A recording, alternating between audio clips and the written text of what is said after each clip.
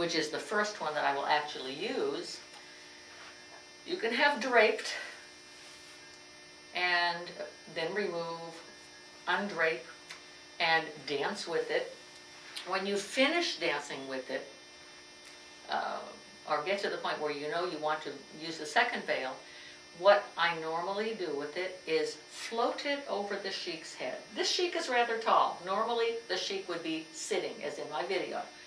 And I would dance in front of the sheik and toss it over his head. This is a little high, and do a few figure eights, little hip circles, and then leave it draped over his shoulders. I'm going to have to do this because this is a skinny sheik. He's rather slender, and it wouldn't stay otherwise. But normally I just drape it over their shoulders. Then I dance with this second veil.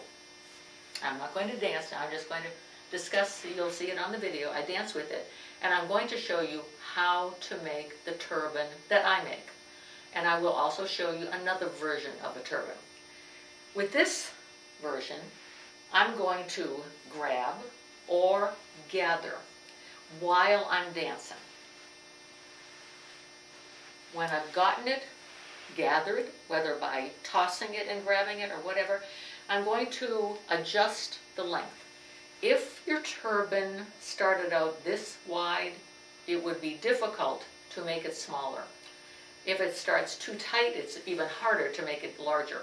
So I suggest, whether you gather or grab your fabric, I'm going to gather it this time,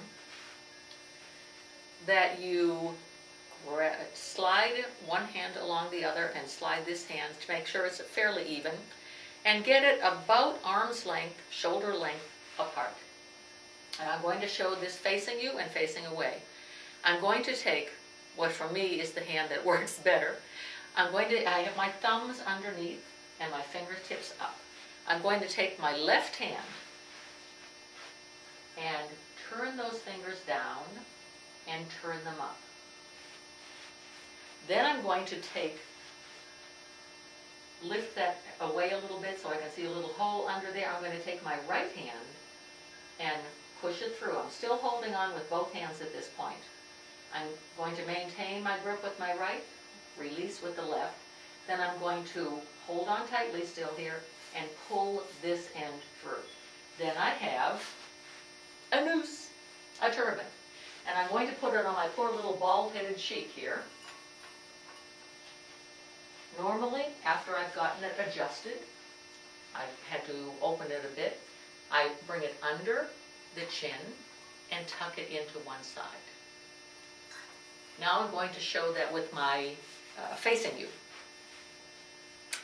I have the arms width, shoulder width apart, and I'm going to take my left hand, bring the fingertips down, bring the fingertips up, open the little hole, push through with my right hand, pull with my left, and put the turban on the sheik.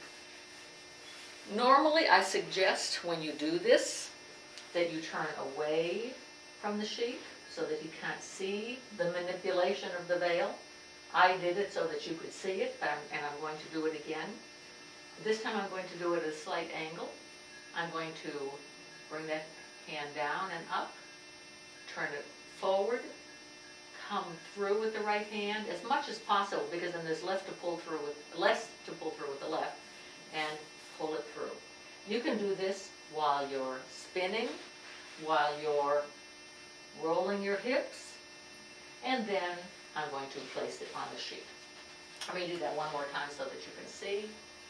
I have it on him. I can tighten it up a little bit.